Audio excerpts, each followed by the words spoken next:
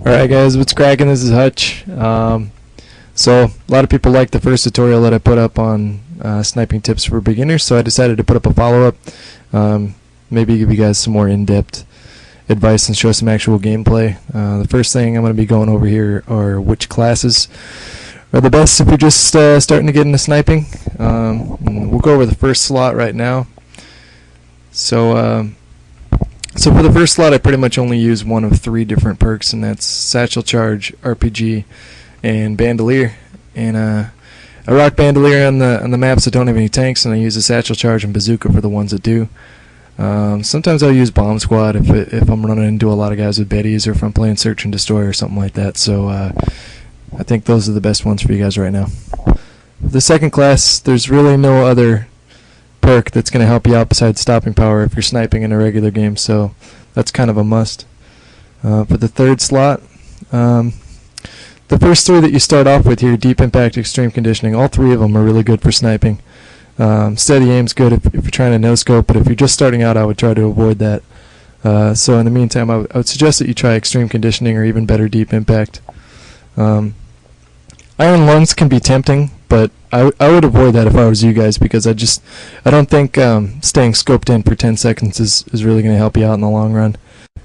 When you stay scoped in for that long, you're not really paying attention to what's going on around you, and you need to know when a guy's going to be running up on you with a submachine gun or something like that, so I would stay away from that one if I was you guys. As far as which rifle to choose from, I kind of like all of them. My least favorite right now is the Springfield, just because it takes the scope so long to bring up.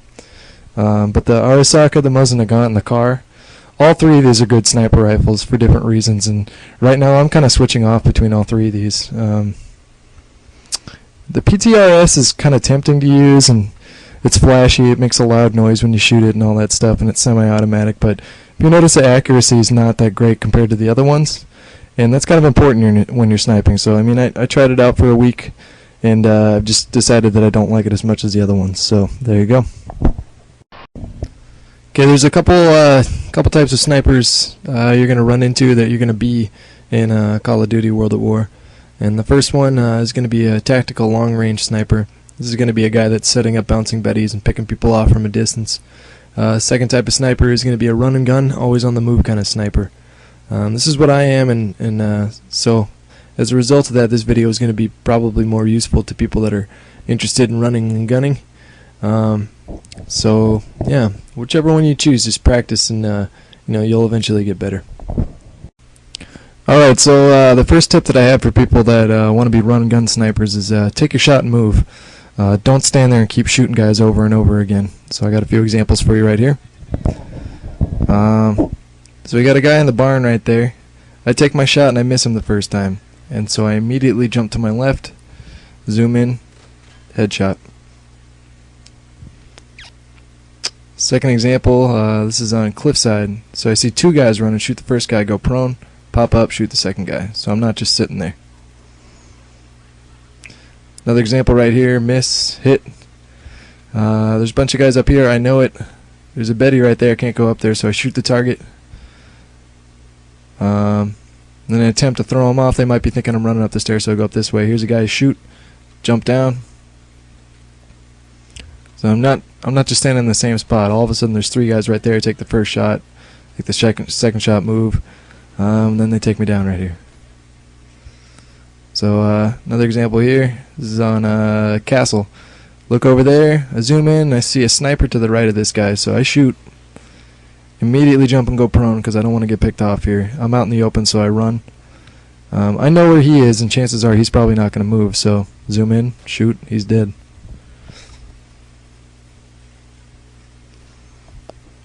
Another example from Castle right here. Turn around the corner, see a guy, hit him, he doesn't die, come back, shoot again, move, zoom in, shoot, move.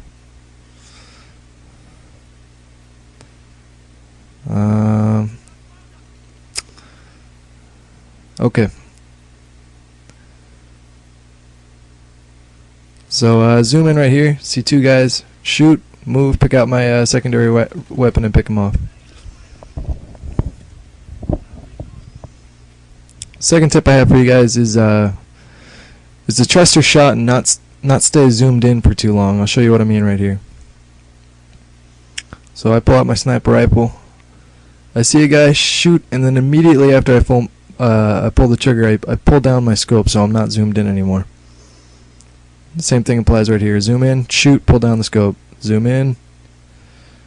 Again right here. Shoot, pull down. Pop up, shoot, pull down my scope. And this allows me to kind of see what's going on a lot better, so I'm not just stuck with this tiny scoped vision. Another example right here.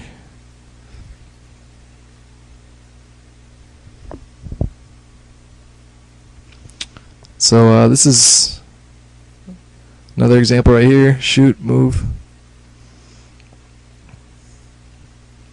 This next shot's not very hard. I mean, the guy's right next to me, but as soon as I shoot, I just pull down my scope.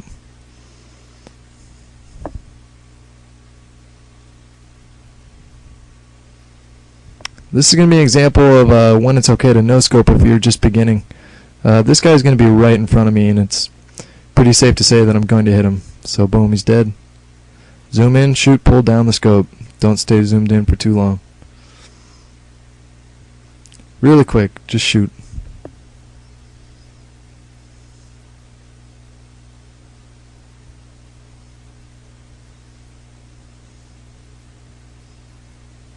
This is kind of a quick zoom, but it's the same idea.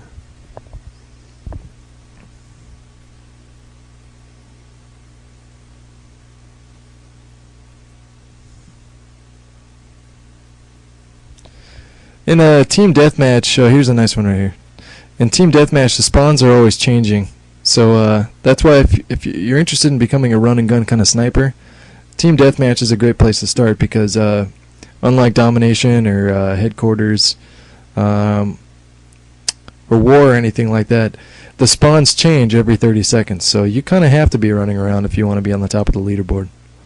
So here's my third tip for you guys. This is going to be leading your target. So if a guy's long range and he's running kind of horizontally across your screen, you want to put the target, you want to put the crosshair in front of the target, and then pull the trigger when he passes through. So I put it in front of him just a little bit. I'll slow it down so you guys can see that. So I'm following him, and then I lead it right at the last second and get a headshot. Same thing right here. I'll slow it down again for you guys. Wait, after this shot here.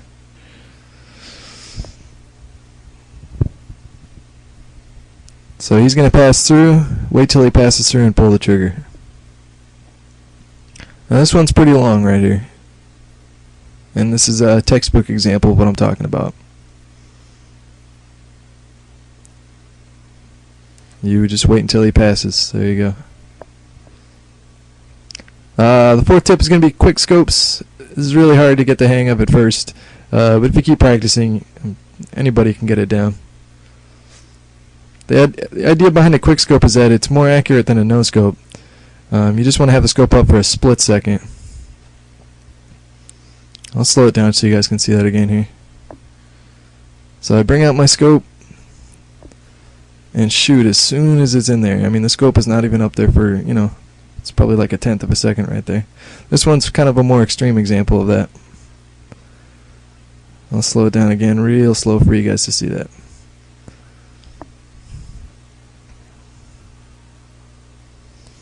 So those are all the tips that I have for you guys today. Thanks again for watching, and if you like what you saw, go ahead and rate, comment, and subscribe, and then let me know if you guys want to see anything else.